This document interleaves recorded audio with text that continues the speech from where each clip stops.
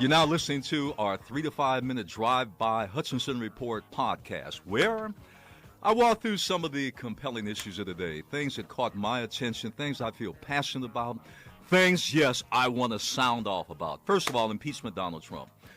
All right, now, some people have suffered through 2 days of hearings. When I say some, I'm talking about Leroy's good friends, the GOP, and Trump. He's tweeted all over the place. You know, Leroy, I got to tell you something.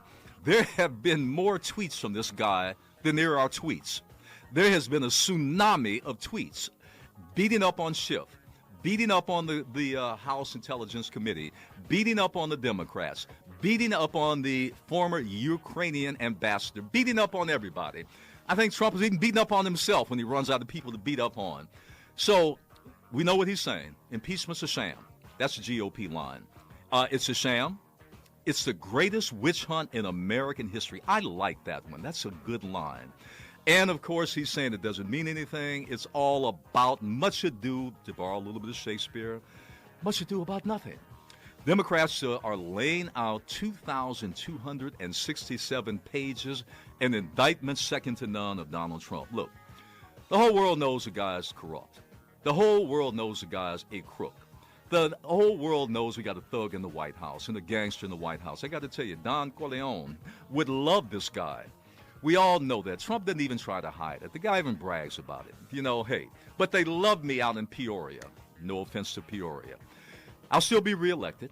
Leroy's shaking his head. Doesn't make any difference. I can shoot Leroy Jackson and 5 of his relatives out on 5th Avenue, and it doesn't make any, you heard Leroy, that's right, and it doesn't make any difference. I'll still be reelected. Well, time will tell about that. Now that brings up the Democratic candidates. Deval Patrick, former governor of Massachusetts.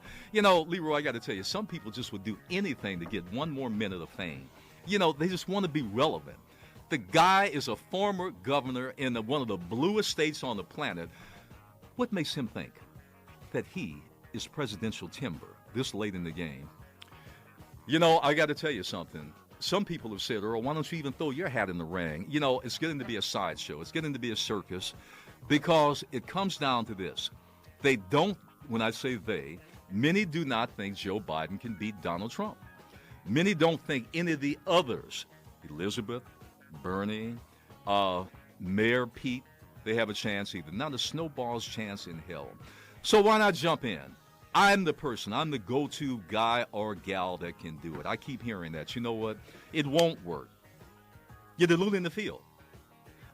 It's giving him, not that he needs it, giving him more weapons and ammunition.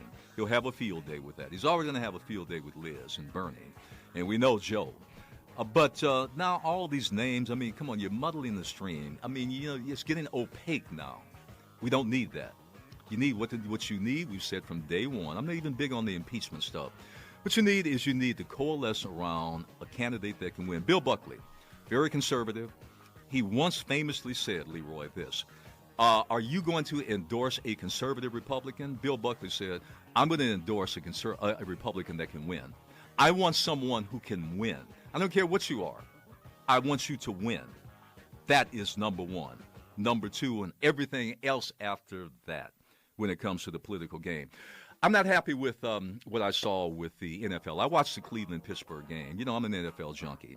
Watched most of it. I was shocked like everybody else the last 5 seconds of the game when Myles Garrett, defensive end for Cleveland, when he clubbed Mason Rudolph, the quarterback for Pittsburgh, rookie, by the way. Piss-poor game, terrible, threw 4 interceptions, frustrated. He started the fight. He instigated. He kicked Garrett on the ground. He tried to pull off his helmet. Question is, and Garrett, you know, when he clubbed him, yes, he got the suspension indefinitely. He'll be stigmatized for life. I mean, it's really tough. You know, when I talk to people from Cleveland, they love Myles Garrett. They say he's a good guy. Graduated, good in the community, does a lot of good things, but in that one moment, unfortunately, it'll be defined for the rest of your life. One thing, Leroy, in this world, you know, I've noticed this. You can do 100 things right, do one thing wrong, and guess what? Till the end of time, you got to hear about that. Well, anyway, that's his fate. But is there a double standard here? What about Rudolph? No punishment for him. Got to have some punishment. I'm sorry. What's good for the goose is good for the gander. That's what my grandmother used to say. So we got impeachment, we got the NFL, and now we come back to the NFL. Colin Kaepernick, he's got a tryout. This is now Saturday, November 16th. Just about all the NFL teams went to Atlanta to watch Colin. He's saying, you know what, I'm ready to come back. I want to play. I can help a team. Let's see what happens with that.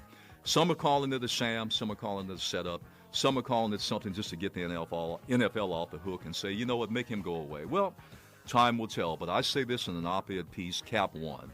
He's won on a lot of different levels in a lot of different ways. We're going to talk a lot about that in the coming minutes on the Hutchinson Report.